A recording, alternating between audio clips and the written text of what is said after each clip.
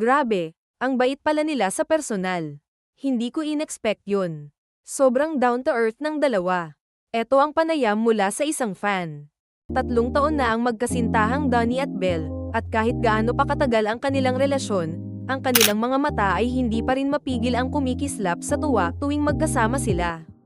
Habang ang mga tagahanga ng Dunbel ay laging sabik na makita ang kanilang mga idolo sa TV at social media, may mga pagkakataon din na ang kanilang love story ay lumalabas sa mga ordinaryong sandali. Isang gabi sa Manila, muling ipinakita ng magkasintahan ang kanilang natural na warmth at charm nang makita sila ng isang tapat na fan habang nagkakaroon ng romantic date. Habang naglalakad sa Bonifacio High Street, isang lugar na kilala sa mga magagandang cafe at boutiques, tila sila'y hindi alintana sa mata ng publiko. Ang magkasintahan ay nagsimulang maglakad ng magkasabay, habang ang kanilang mga mata ay puno ng kaligayahan, at ang kanilang mga ngiti ay natural at tapat. At para sa mas latest na chismis, subscribe at mag-like na sa channel natin. Sa usapan ay puno ng tawanan at mga simpleng kwento mula sa kanilang araw, mga kwento ng pagiging magkasama, ng pagiging magkaibigan, at higit sa lahat, ng pagmamahal na tumagal na ng 3 taon. Ang mga maliliit na sandali nila ay nagsasalamin ng hindi lang pagiging magkasintahan, kundi ng pagiging magka-partner sa buhay. Hindi nila namalayan, may isang tapat na fan na nakamasid mula sa isang cafe sa malapit. Si Ana, isang long-time fan ng Dunbel, ay abala sa paghihintay ng kanyang order nang mapansin niyang may isang magkasintahan na magkasama, naglalakad at tila wala ng ibang tao sa paligid. Nang mapansin niyang si Donnie at Belle pala iyon, ang puso ni Ana ay mabilis na tumibok. Sila na nga, bulong niya sa sarili habang pilit na pinipigilan ang kilig. Hindi siya makapaniwala na ang mga idolo niyang madalas niyang sinusubaybayan sa social media ay naroroon, sa harap mismo ng kanyang mga mata. Baka nga sila na nga, ulit niya sa sarili habang kinukuha ang kanyang cellphone. Subalit, nagdadalawang isip siya kung lalapitan ba ang magkasintahan. Baka maistorbo ko sila, baka magalit sila, sabi niya sa isip, ngunit hindi na siya nakapaghintay. Wala na, hindi ko kayang palampasin to, ang sigaw ng kanyang puso. Habang papalapit siya kay Donnie at Belle, nakita ni Belle ang isang babaeng naglalakad patungo sa kanila. Donnie, parang may fan yata tayo, sabi ni Belle, sabay tingin sa kanyang kadate. Agad naman nagbiro si Donnie, siguro naman gusto lang magpa-picture.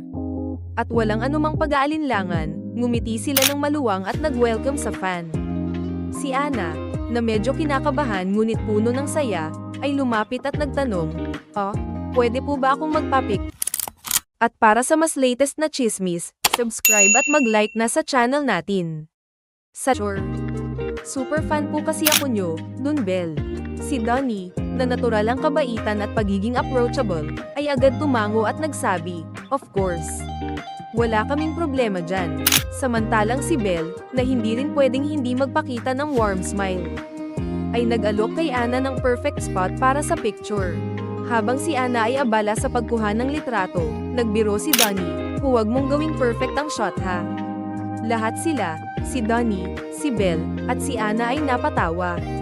Isang nakakatuwang sandali, puno ng kilig, at isang magandang pagkakataon na hindi nila malilimutan. Grabe, hindi ko po kayang itago ang kilig ko. Sobrang saya ko po, sabi ni Ana habang tinitingnan ang picture.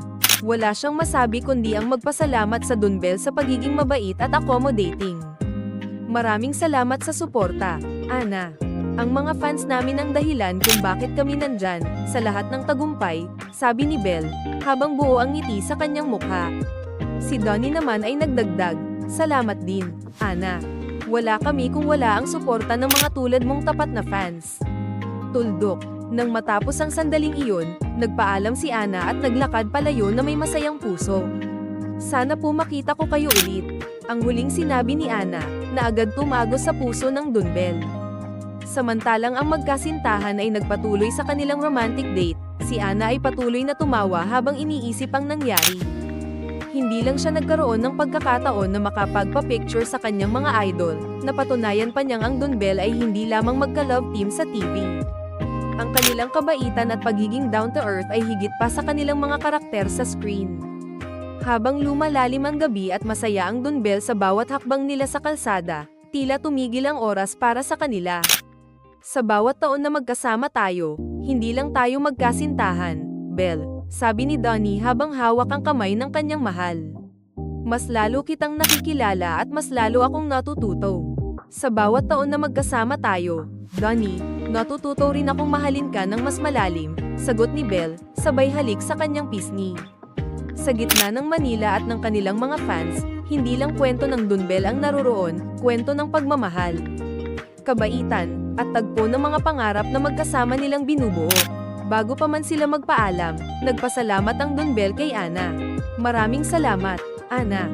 Wala kaming ganitong tagumpay kung wala ang suporta ng mga fans namin, sabi ni Donnie, habang mahigpit na hawak ang kamay ni Belle. Si Ana, na hindi pa rin makapaniwala na natupad ang kanyang pangarap, ay naglakad palayo habang puno ng saya. Sana po magkasama pa tayo ulit someday, sabi niya, sabay palom na may ngiti sa kanyang mukha. Para kay Donnie at Belle, ang bawat pagkakataon na makapagbigay saya sa kanilang mga fans ay isang mahalagang parte ng kanilang journey. Hindi lang sila kilala dahil sa kanilang love team, kundi dahil din sa kanilang malasakit at pagpapakita ng kabutihang loob sa kanilang mga taga-suporta.